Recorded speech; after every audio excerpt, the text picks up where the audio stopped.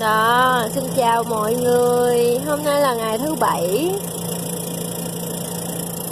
Đó, trong thời gian ảnh bơm thì em quay cho mọi người xem là ở trong đó là người ta bơm, mình đổ xăng đổ dầu tự động á. Rồi ở bên trong á, là có một cái cửa hàng ở đồ ăn nhanh bán nước để mình có thể mình ngồi ăn uống hoặc là ngồi nghỉ ngơi gì đó. Hôm nay thì vợ chồng em đi cái bảo tàng chơi. Nhưng mà trước khi đi thì bơm bánh xe trước cái. Rồi một lát nữa đi thì quay phim lại cho mọi người xem nha. Ông bơm chuyên nghiệp lắm mọi người. Bơm có cái đầu đo coi nó vừa không nữa, coi nó đủ hơi không nữa. Đó, cái nào đủ hơi cái ống này. Cái chỗ mà bơm cái cục đỏ đỏ đó đó, cây đó là để bơm hơi đó. Bọn em đã tới bảo tàng rồi. Đây là bảo tàng máy bay nha mọi người ơi. Một lát nữa sẽ quay phim lại nữa cho mọi người xem nha. Em đang vào bãi xe đã. Rồi, ở trước cổng là nó có một cái đầu từ NASA. Cái này là cái gì nhỉ? Rocket. À, tên lửa. Diesel bơm. Yeah. Đấy. Rồi, đã vào bên trong rồi nha mọi người ơi.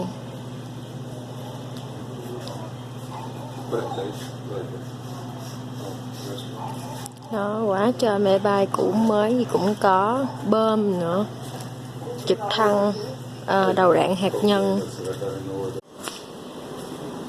Đây là mấy cái đầu đạn.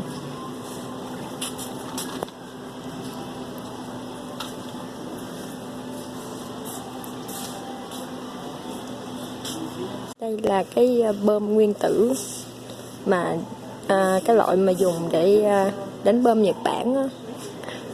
Cái loại này là lâu năm lắm, mà năm 1900. Còn đây là ở bên trong một cây súng mà để bắn máy bay với mọi người. Cái đạn rất là lớn. Có phải kêu bằng đại bác không nào? Là cái trực thăng có trang bị vũ khí nè mọi người ơi. Này là súng nè.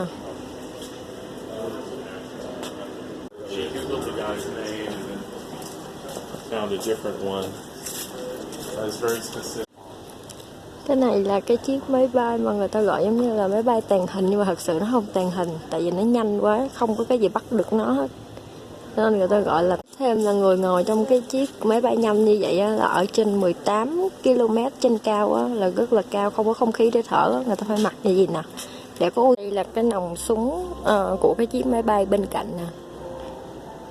Đó, rất là lớn, thì đương nhiên là đạn của nó cũng rất là lớn. Đạn của nó ở đây nè mọi người, rất là lớn luôn á, bàn tay mình nè, lớn hơn bàn tay mình. Cái khẩu súng đó.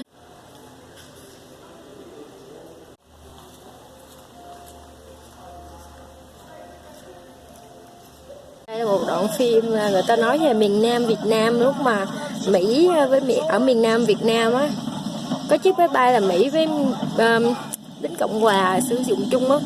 Để một lát quay nha.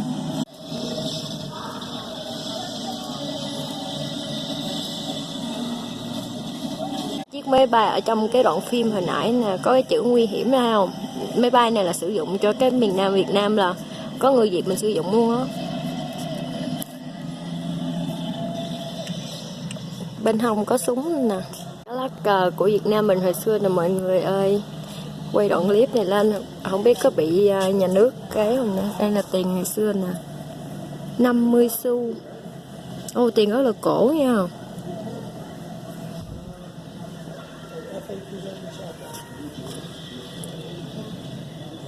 Gò Công, Kiên Hòa, Vĩnh Vinh, Bình, Ba Xiên, An Xuyên. Cái vùng này mình nghĩ là người ta gọi là cái Tây Đô ngày xưa đó mọi người ơi.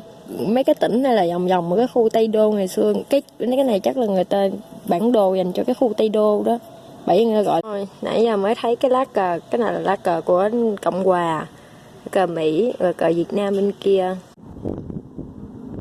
Đây là ở bên ngoài, người ta trưng rất là nhiều máy bay ở bên ngoài, cho nên là đi ra ngoài xem. Hồi nãy là giờ là chỉ mới có ở bên trong thôi, còn bây giờ là ở bên ngoài rất là rộng lớn.